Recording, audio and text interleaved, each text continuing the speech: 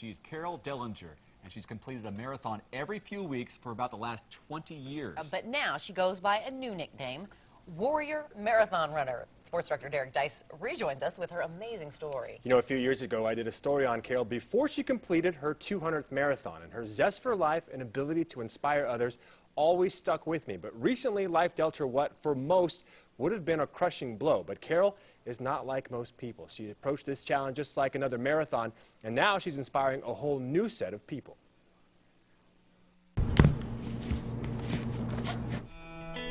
Completing a marathon is often more mental than physical. You have to will yourself to keep putting one foot in front of the other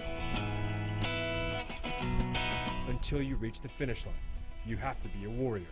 Each marathon I run is a journey, and that's kind of how I look at my marathons. Instead of running them for speed or for a certain pace, I run them just for finishing it. And finishing marathons is something Carol Dellinger has done more than almost anyone, 237 times to be exact. People always ask me why I run so many marathons, and I run so many marathons because I can. She's run them from one coast to the other, in the U.S. and in Canada. I give myself a 26.2 mile tour of a city. I'm better than Gray Line Tours.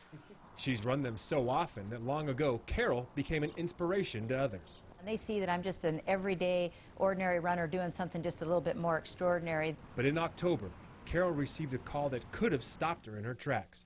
Her yearly mammogram discovered cancer. I looked at her and I said, "Doc, am I going to die?" And she said, "Yes, you are, but not from breast cancer." And right then and there, that is how I was going to face this disease. I was going to face it head on, like a new marathon to run. Cancer had picked the wrong woman to mess with. In an office often filled with gloom, Carol was like a ray of light for Dr. Stephanie Moline and her staff. Carol just has a unique and highly energetic fighting spirit. I wish I could put that in a bottle and share it around with everyone, the positive spirit. And I think that's, the breast cancer is not going to define her. It's not going to even rule her life. Despite the diagnosis, Carol kept on living, running 2 more marathons, including the Cape Cod, 1 week before her mastectomy.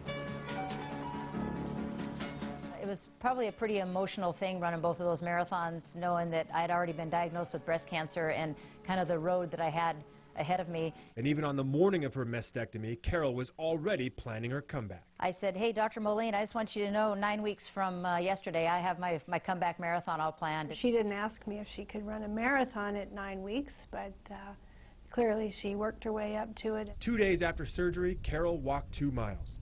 After a week, she was walking 5 miles a day. At 6 weeks, Dr. Moline cleared her to run. I went home and ran 3 miles, so that was pretty special.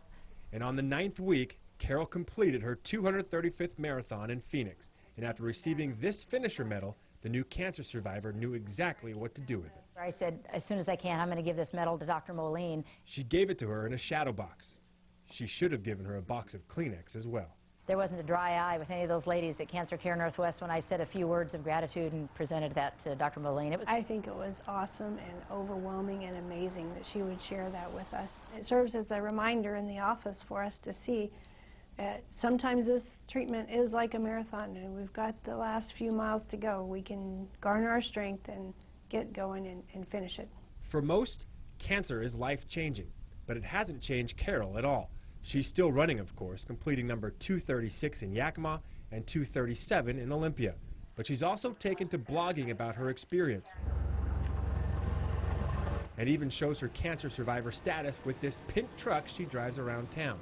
And now she's driving towards another challenge. Next Friday, Carol will be here at Spokane Falls for the American Cancer Society's Relay for Life. Only she won't be running with a team. She'll do 30 miles, 120 laps by herself. And I realized what a perfect way to prove that cancer did not win this battle. I did. And I admire her that she can carry the baton far and long for us, for humanity, for looking for a cure for breast cancer and all cancers.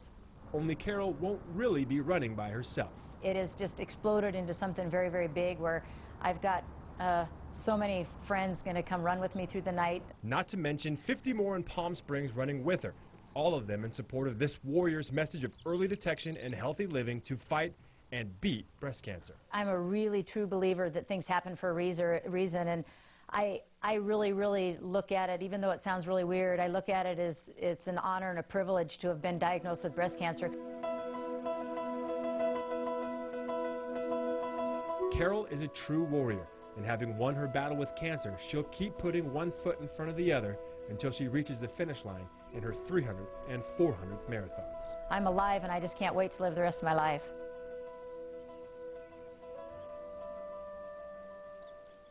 Now, Carol says that she's a true testament that with early detection, breast cancer can be 100% curable. And by the way, guys, after she does 30 miles in the Relay for Life, she'll run a marathon in Anchorage and another one in Seattle before the end of June. What great determination and inspiration. She's amazing. Just keeps living. Incredible lady.